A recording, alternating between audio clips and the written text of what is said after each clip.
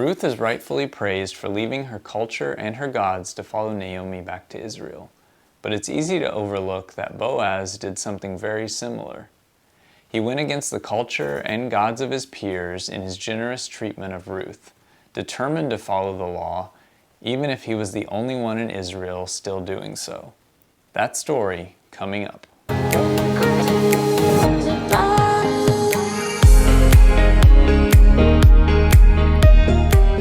Today we're looking at the book of Ruth, chapter 2, the story of Ruth gleaning in Boaz's fields. Ruth was a Moabite woman who was married to an Israelite man.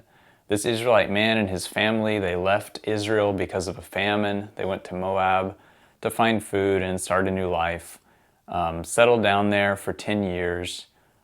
Both sons of the family ended up marrying Moabite women. Then the sons and the father died, so the only ones left is the mother and her two daughters-in-law. Naomi is her name. She decided to return back to Israel. Ruth, her daughter-in-law, went with her. The other daughter-in-law stayed in Moab. So now these two women, both widows, are back in Israel, and while they own a field there, nobody's planted it. Nobody's prepared the field for harvesting. It's the harvest season, but they're in need of food. So the older woman, Naomi, tells her daughter-in-law to go glean in someone's field. What is gleaning to begin with? So gleaning was a law that's described in Leviticus chapter 19. There's a fairly short passage in there, which is actually really significant in Leviticus 19. So it's from verses 9 through 18.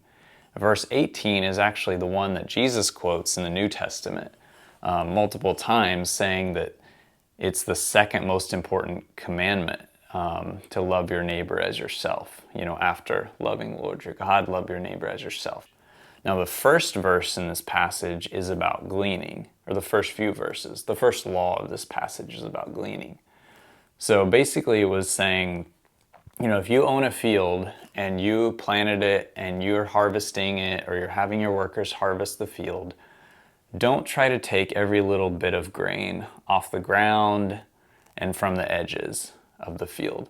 Leave those parts for people who are poor or who are like travelers in Israel who, don't have their own resources to produce their own food.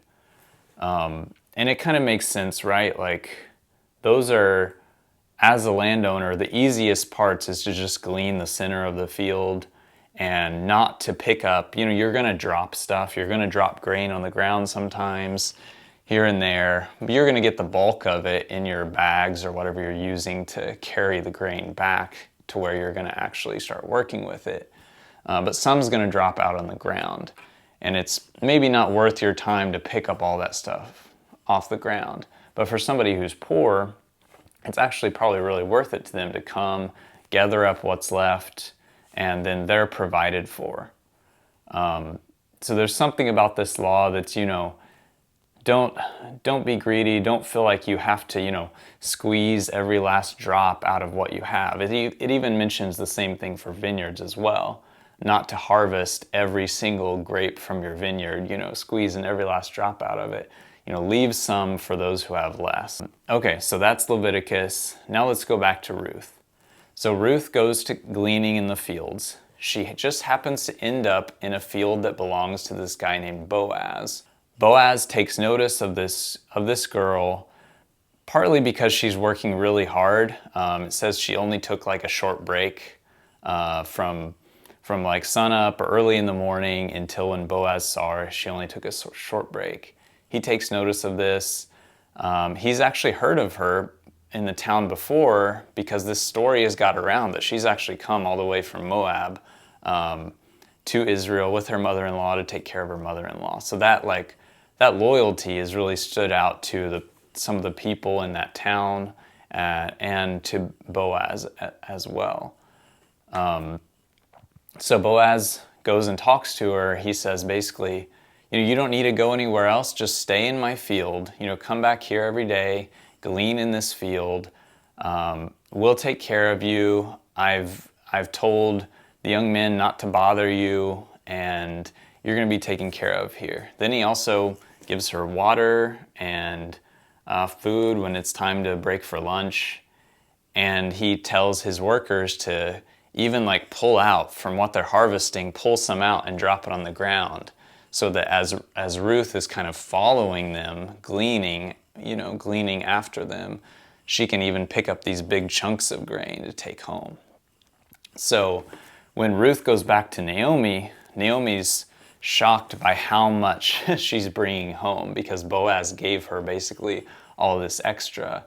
And so Naomi knows something is up. As hardworking as Ruth is, she couldn't gather all of this in one day by herself. So she asks whose field she gleaned in. And Ruth tells her about Boaz, and only then Naomi lets Ruth know, oh, Boaz is actually, one of our relatives. Now in just a second, I want to show why Boaz's treatment of Ruth was actually even more surprising than we've talked about so far. But first I want to ask you, how can we practice gleaning generosity today? Whatever gleaning generosity means today, we don't go out and glean in the fields in the same way they did. But how can we still practice, the principle of that today? Let me know in the comments section down below. Why is Boaz's treatment of Ruth so remarkable? Now, there are 3 details here in this story that are, I think, easy to overlook, but they really paint a bigger picture of what's going on in Israel at that time. And when we put Boaz in that context, he stands out even more than he already did. So detail number 1, Boaz tells Ruth, "Have I not charged the young men not to touch you?" So he's found it necessary to specifically talk to his workers and say, don't bother her, don't touch her, don't rape her. That's basically what he's saying.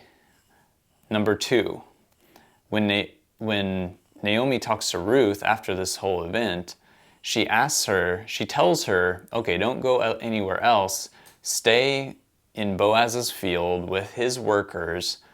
And then it says, she says, lest in another field you be assaulted. So Naomi, not only is it Boaz, but Naomi is also worried about Ruth being assaulted in another field. So you start to get a picture of the sort of things that might be happening in Israel at this point in time. Now, the 3rd detail is the one that I think is the most interesting. The book of Ruth comes right after the book of Judges. Those are in the sort of historical books of the Old Testament. And in Judges, there are all these crazy stories of how depraved Israel was at that time. There are some good stories in Judges too about some of the good judges, but especially the ending of the book of Judges talks about these really terrible stories that I'm not even going to recount here. You can read the end of the book if you're interested, but really depraved stuff that's happening in Israel at the end of the book of Judges. And then the book ends with this verse. In those days, there was no king in Israel. Everyone did what was right in his own eyes. Okay, now, that's the end of the book of Judges. Let's immediately just flip the page and go to Ruth, the very next book. How does Ruth start in verse 1? In the days when the judges ruled, there was a famine in the land, and a man of Bethlehem in Judah went to sojourn in the country of Moab, he and his wife and his 2 sons.